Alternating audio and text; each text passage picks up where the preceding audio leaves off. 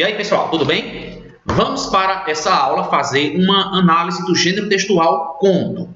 Gênero narrativo com o qual nós temos familiaridade desde a nossa infância. Afinal, nós somos habituados a ouvir as histórias, quando pequenininhos, e, consequentemente, a contá-las. É, talvez, o gênero mais próximo da nossa vivência. Desde a infância já trabalhamos a questão do conto. Então, nessa aula, a gente vai fazer, primeiramente, a leitura de um texto e, na sequência, a gente vai mostrar todas as características desse gênero. Vamos falar sobre elementos da narrativa, personagens, tempo, espaço. Vamos definir a questão de tempo cronológico ou psicológico, narrador onisciente ou não. Tudo aquilo que caracteriza o gênero textual conto, ao mesmo tempo que vamos diferenciar de outros tipos narrativos, como apólogo, como fábula, como novela, como romance, e detalharemos também a questão da ação dos personagens na história, o que faz com que a gente divida um conto em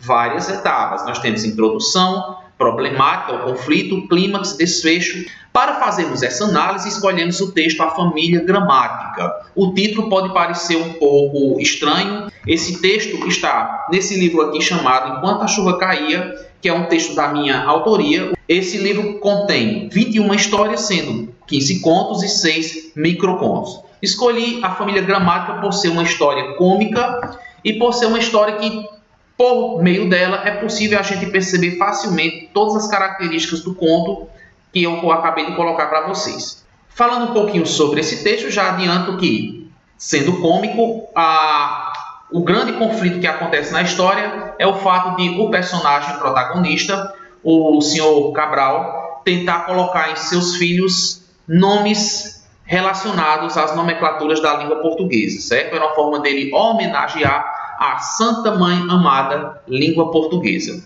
Então a gente vai acompanhar aí a loucura dele durante toda a história e na sequência a gente vai falar tudo a respeito desse gênero textual. Vamos lá, a primeira parte, leitura, segunda, análise do conto. A Família Gramática. Que o senhor Álvares Cabral da Gama Lusitano era um amante declarado, fissurado, inveterado, insaciável, inigualável da língua portuguesa, não era mais nenhuma novidade. Seus títulos e demais teses e artigos sobre o assunto nas mais diversas áreas específicas comprovavam bem o fato. O que nem todos esses méritos ainda mostravam é que ele houvesse enlouquecido de vez. Talvez nem fosse loucura, como ele mesmo dizia, mas apenas uma homenagem à Santa Mãe Amada Língua Portuguesa. E como para o Sr. Cabral, ideias fixas são como carrapichos em tecido de algodão, não abandonou mais o desejo de colocar nos filhos nomenclaturas da gramática.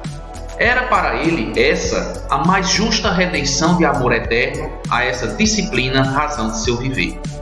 A esposa, Dona Lucília, tinha motivos para ter ciúmes, principalmente depois do despeito causado ao marido quando ela se recusou a trocar seu nome por Lucília, personagem do José de Alencar.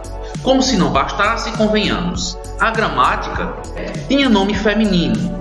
Também era amada por seu marido, tanto que ficava mais tempo com ela do que com a esposa.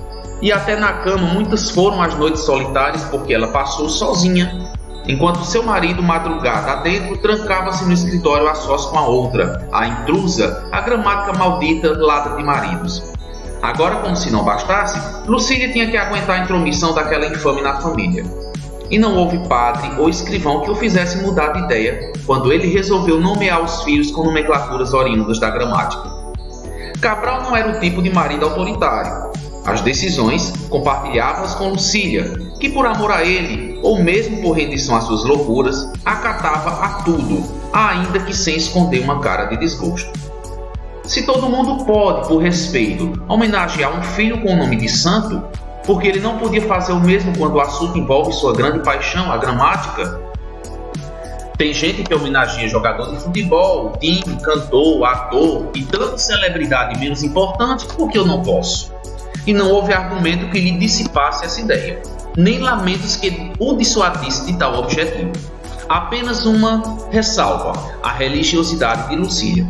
Assim, entre a inclinação religiosa da mulher e a paixão gramatical do Sr. Pedro Álvares Cabral, teve o primogênito da família um nome composto. Vai se chamar Maria das Graças, dizia Lucília satisfeita, em homenagem a Nossa Senhora. Por que não Maria das Graças? Ficou louco? É parecido. E assim foi. O escrivão não gostou da ideia. Disse que precisaria consultar outros escrivães, peritos. O que tem de errado com esse nome? Indagou ele. Vai ver seu nome seja mais estranho ainda. O funcionário do cartório nada disse. Afinal, o que poderia dizer o senhor Armando Belo Leão de Barro Nobre? Registrou e ponto final. Com o segundo filho, outra confusão. Mais uma menina. Seu Pedro Álvares já pensava no nome para a irmãzinha de Maria das Graças. O nome dela vai ser Doroteia, em homenagem à minha bisavó. Ele não falou nada, não encontrava inspiração ainda para o nome de Elite à altura de suas intenções. Até que um dia a esposa o chamou para que ele ouvisse os chutes que a criança dava no ventre. Realmente aquilo era surpreendente. Pedro ficou por minutos extasiado de ouvi-lo colado à barriga da mulher. O que foi, amor? Que alegria é essa? Estou ouvindo os barulhinhos do bebê. E após uns minutos de contemplação, amor, não são lindos esses chutezinhos do nosso bebê? São. Você sabe reproduzir esses barulhinhos que o bebê faz na sua barriga? Ah, sei lá, são chutes meio abafados, tipo tum, tum, tum.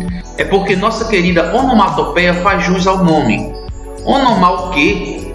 A mulher ficou indignada. Onomatopeia? Que diabo de nome horrível! Isso só lembra uma centopeia, dizia ela já em prantos. Mas para não perder a guerra, escolheu ainda o primeiro nome da avó, Francisca.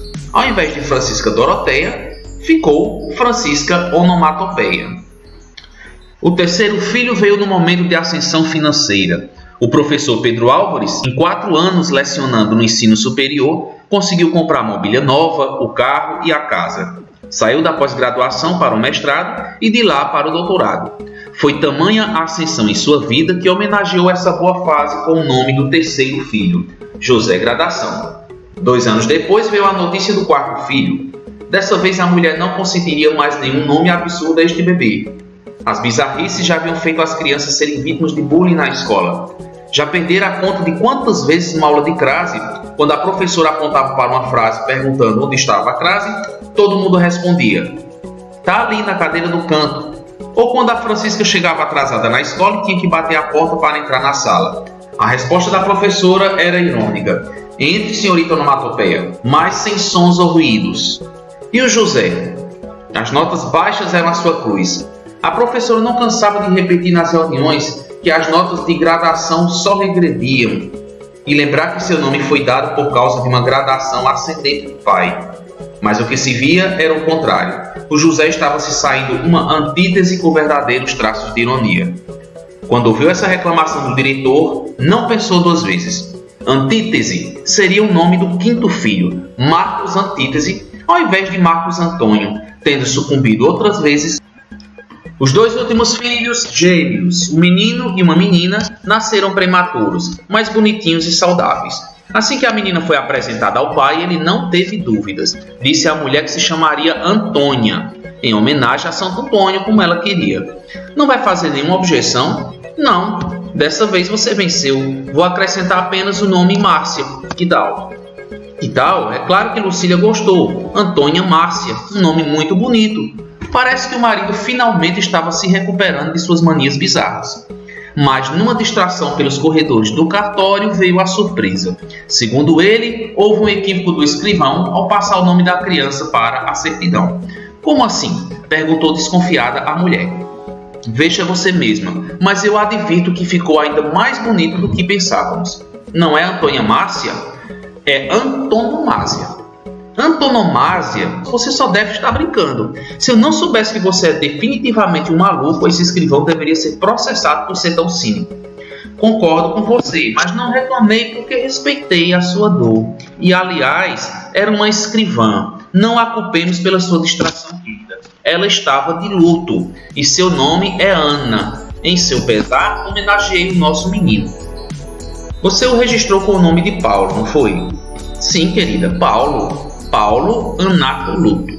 Ok, pessoal, esse é o conto Família Gramática que nós acabamos de conhecer. Ele faz parte de um livro, este livro aqui que eu escolhi para trabalhar nessa aula, Enquanto a Chuva Caía, um livro que eu lancei no finalzinho do ano passado, 2021. Então vamos falar na sequência tudo a respeito desse gênero textual. Nós vamos mostrar todos os elementos da narrativa, vamos falar a respeito da construção dos parágrafos, dos tipos de discurso e tudo mais que é possível se extrair do conto, né? Repito, gênero com o qual nós temos uma afinidade muito grande desde a nossa infância. Então, até a nossa próxima aula.